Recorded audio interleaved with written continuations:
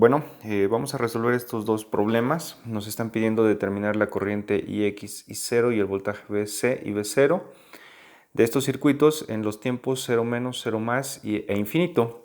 Bueno, en este caso IX e I0 corresponden a la corriente del inductor y es la corriente de esta resistencia de 1K. Y en el caso del voltaje BC y B0 es el voltaje del capacitor y el voltaje de esta resistencia de 400 ohms. Entonces, aquí vamos a aplicar lo que son nuestras leyes de conmutación. Recordemos, el capacitor no permite cambios abruptos de voltaje, el inductor no permite cambios abruptos de corriente. Entonces, con ello vamos a empezar. Bien, este primer análisis lo vamos a hacer con el tiempo 0 menos para el circuito número 1. ¿Y qué es lo que tenemos? Lo que tenemos es que está cerrado este interruptor. Al estar cerrado este interruptor por mucho tiempo, el capacitor lo que hace es abrirse. Si no recordamos esto, les sugiero repasar el video anterior, donde vemos todas las propiedades de capacitores e inductores. Al abrirse este capacitor, entonces el voltaje que se observa en sus terminales es el voltaje de esta resistencia. Entonces aplicamos lo que es un divisor de voltaje, que sería el voltaje del capacitor en el tiempo 0 menos, sería el voltaje de 120 multiplicado por 1.25 sobre la suma de las resistencias. Esto nos va a dar 0.597 volts o lo que es igual a 597 milivolts. De igual forma, esta fuente está conectada a la otra parte del circuito. Entonces podemos plantear un análisis como el que vemos acá. Tengo los 120 volts, los 600 ohms, 100 ohms, 2 kilo ohms y 400 ohms. Nos piden este voltaje, planteamos una ecuación de un nodo que sería Φ1 multiplicado por las inversas de las resistencias conectadas a este. Entonces sería 1 sobre 600, 1 sobre 2K, 1 sobre la suma de estas dos, 1 sobre 400 más 100.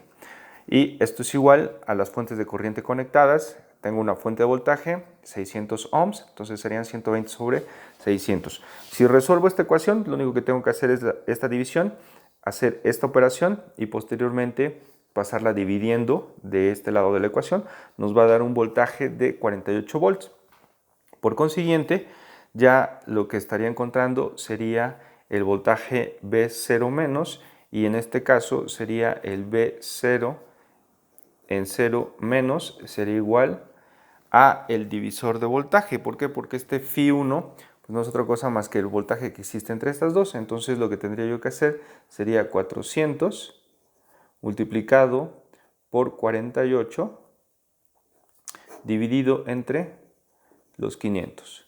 Y esto va a ser igual, si realizamos la operación, nos va a quedar que son 400 por 48 entre 500, nos va a dar un voltaje de 38.4 volts.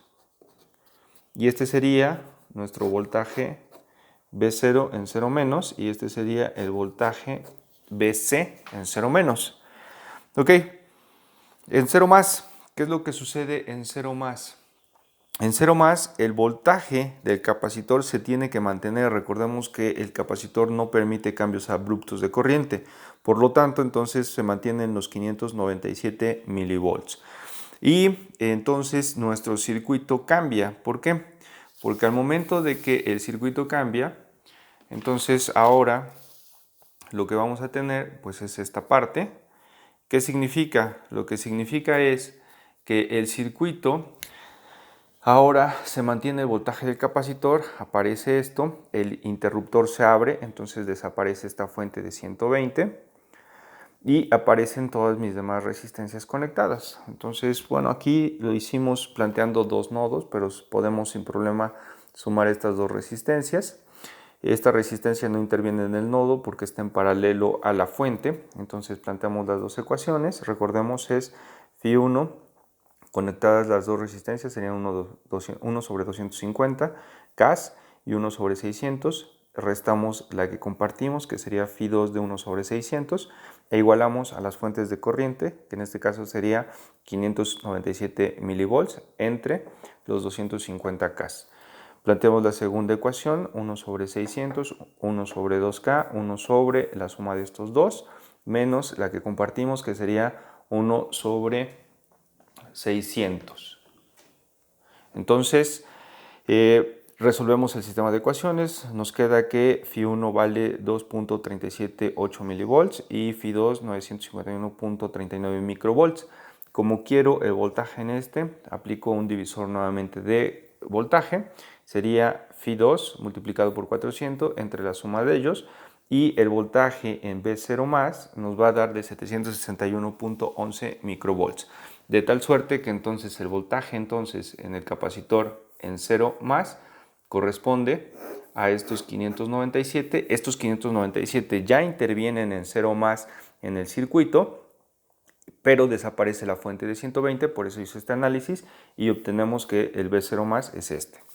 ¿Y qué pasa con el infinito? Bueno, en el infinito lo que sucede es que el circuito, pues obviamente tenemos como el anterior, pero como el que tenemos acá, pero sigue desconectada la fuente de 120 y el inductor pues en el infinito ya se descargó, o sea, ya es mucho tiempo, el infinito es mucho tiempo, entonces en el infinito ya no existe una carga en el capacitor, por consiguiente el voltaje en el capacitor en el infinito es cero y teniendo una fuente de cero, pues todo lo demás se vuelve cero, por lo tanto el voltaje en el resistor de 400 ohms también es cero. Y con esto concluimos ese análisis. Si hacemos el análisis ahora para lo que corresponde a nuestro inductor, vamos a hacerlo. Entonces tenemos ahora el inductor. En el inductor nos dicen que tenemos una fuente de corriente y este switch en el tiempo cero se cierra. Entonces vamos a empezar a hacer el análisis. Planteamos el primer análisis y ¿qué es lo que encontramos? En el tiempo cero menos, ese interruptor no existe, es decir, está abierto, entonces aparece esta fuente de corriente, aparece mi circuito y lo que quiero son las corrientes de IX y I0. Planteo mi ecuación Φ1, mi ecuación Φ2, planteo las ecuaciones, entonces 1 sobre un K más 1 sobre un K, comparto la de un K con Φ2, luego Φ2 tengo un K y un K, menos la que comparto, que es de un K, y esto es igualado a 0, no tengo fuentes de corriente. Resuelvo el sistema de ecuaciones, me queda que el voltaje Φ1 es 6 volts, el voltaje Φ2 es 2 volts, y con esto entonces la corriente que está circulando por IX va a ser Φ2 entre un K, que tendría yo 2 miliamperes, y este me estaría dando mi primera corriente en 0 menos. Y 0 pues es la corriente que está pasando por acá, entonces es el voltaje de Φ1 entre un K, sería igual a 6 miliamperes. Para en el caso de el 0 más, entonces vamos a seguir analizándolo. ¿Qué es lo que tengo? En el 0 más este interruptor se cierra, entonces aparece un cable acá. Por lo tanto, este circuito lo puedo analizar de forma independiente, ya están cortados acá. Entonces, el IX en 0 más, recordemos, ahora el inductor no permite cambios abruptos de corriente, por lo tanto, la corriente que tenía yo en 0 menos se tiene que permanecer en 0 más.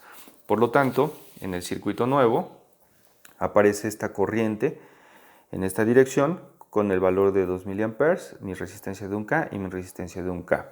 Pero en este aspecto sí cambia. ¿Por qué? Porque aparece este corto, por lo tanto la fuente de corriente está conectada a estas dos resistencias. Estas dos resistencias ya quedaron conectadas en paralelo.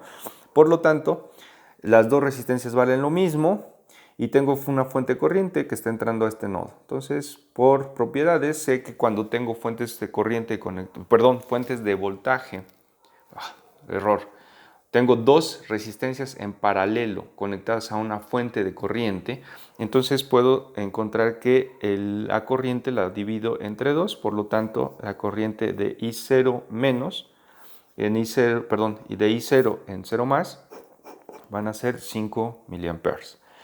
Y por último, ¿qué pasa en el tiempo infinito? En el tiempo infinito, pues obviamente la carga que se tuvo en el inductor, la corriente que estuvo en el inductor ya es mucho tiempo, en el infinito es mucho tiempo, entonces la corriente ya no existe, por lo tanto tenemos 0 miliamperes, pero en el caso de la resistencia, pues obviamente esta corriente de 10 miliamperes sigue fluyendo en el infinito, por lo tanto mi corriente sigue siendo la de 0 más. Y con esto concluimos el análisis de nuestras leyes de conmutación.